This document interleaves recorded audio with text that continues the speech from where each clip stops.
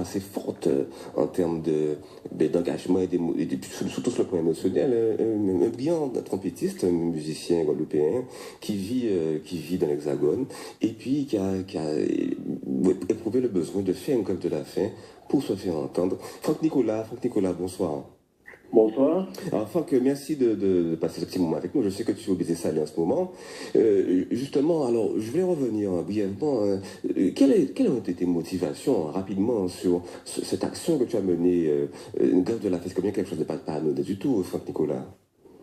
Bien, écoute, en fait, simplement, j'ai fait une grève de la faim pour souligner le fait que les jazz d'outre-mer ne sont pas ou très peu, en fait, représentés dans les grands festivals en France et hexagonal, à savoir Nice, Marciac, dans les grands festivals internationaux, dans lesquels figurent les Nord-Américains ou les Brésiliens ou les Cubains, mais en fait, très peu d'antillais, en fait, et surtout avec leur musique.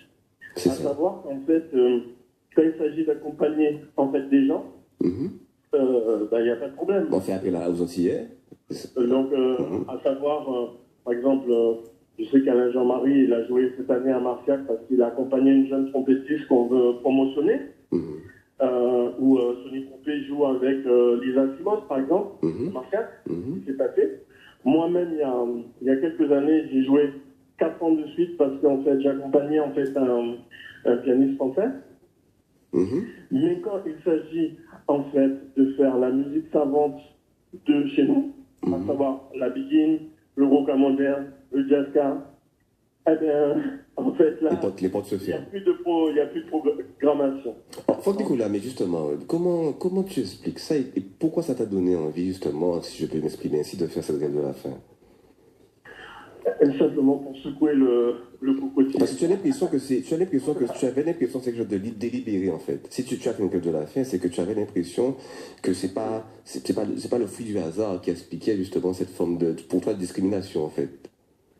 Oui, c'est-à-dire qu'en fait, ça fait trop longtemps que ça dure, en réalité depuis toujours. Et ça, moi, je ne sais pas, en fait, les raisons. J'imagine que, en fait, c'est un contentieux qui existe depuis longtemps avec les Antilles, où, en fait, simplement, un jour, un producteur français, par exemple, a voulu donner dans les années 80 la musique antillaise avec la compagnie créole, par exemple, en fait. Et que finalement, on a été toujours cantonné à la musique, entre guillemets, un peu légère, tu veux dire. Pour faire danser les gens, en fait. Et par contre, oui, en fait, on nous considère souvent comme des amuseurs de galerie, quoi. Voilà. Et ça c'est fini. Moi je dis que ça doit être fini.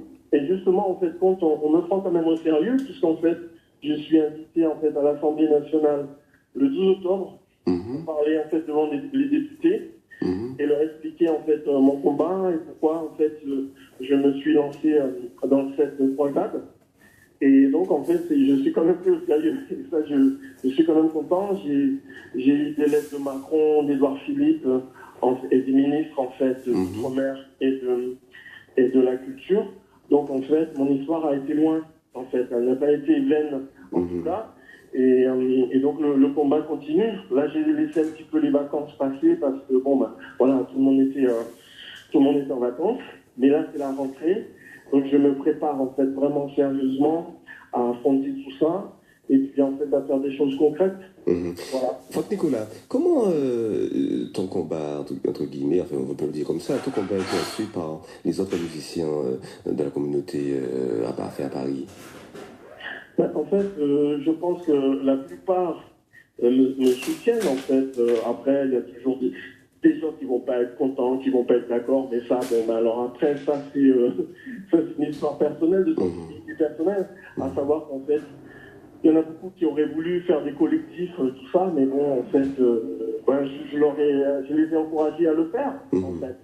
Mais il y a eu quand même, en fait, un collectif qui s'était créé à un moment donné. Après, je ne sais pas ce qu'ils ont vraiment réalisé, mais en tout cas, moi, je trace ma route, je fais ce que je sens et que je dois faire. Et de toute façon, j'ai toujours eu cet esprit de peut-être combat solitaire, hein, on va dire. Parce que même quand j'ai créé ma musique, le Jazzka, c'était une croisade aussi. Et en fait, c'était vraiment personnel, même si après, en fait, évidemment, j'étais entouré de très bons musiciens autour de moi. Hein. Alain Jean-Marie, Jacques Schwarzbach, Magic Malik, Sonny Trompé, etc. Julien, voilà. Donc en fait, les choses bougent en tout cas, les choses bougent pour toi. Et en fait, c'est pas pour moi que ça va bouger. Hein. Moi, en fait, le truc, c'est que je pense que si ça bouge, ce sera bénéfique pour tout le monde, y compris pour les autres musiques. Mais moi, en fait, je me suis trouvé, par exemple, il y a 5 jours devant une antenne du ministère de la Culture, donc, mais là, à Montpellier. Et donc, j'ai dit carrément aux 2 personnes qui m'avaient invité, le directeur de la DRAC d'Occitanie, je lui dis, est-ce que vous connaissez la musique savante des Antilles de Guadeloupe, Martinique. Le gars me regarde avec des yeux écarquillés, et bien il ne sait pas. Il ne peut pas dire ce que c'est, en fait. Et donc je lui ai dit, est-ce que vous trouvez ça normal? Alors que par contre, un Français, il connaît par cœur la musique cubaine. Il peut même citer des termes cubains dans la musique. Il y a des gens qui font de la danse, ils savent ce que ça veut dire montuno, descarga et compagnie. Alors qu'en fait, ce sont des pays qui sont étrangers, quoi. Cuba n'a rien à voir avec la France, en fait. Ou le Brésil, voilà, par exemple. Et les gens connaissent la musique brésilienne, ils connaissent la musique cubaine. La musique guadeloupéenne, qu'est-ce qu'ils connaissent de la musique guadeloupéenne? Rien, en fait. La biguine, personne ne connaît la biguine. Comment ça se fait? Mais pourquoi? Parce qu'en fait, je ne sais pas, trio Biguine à réflexion d'Alain Jean-Marie n'a jamais été programmé, en fait, au Festival de Marseille sur la grande scène devant 5000 personnes. C'est ça. Voilà.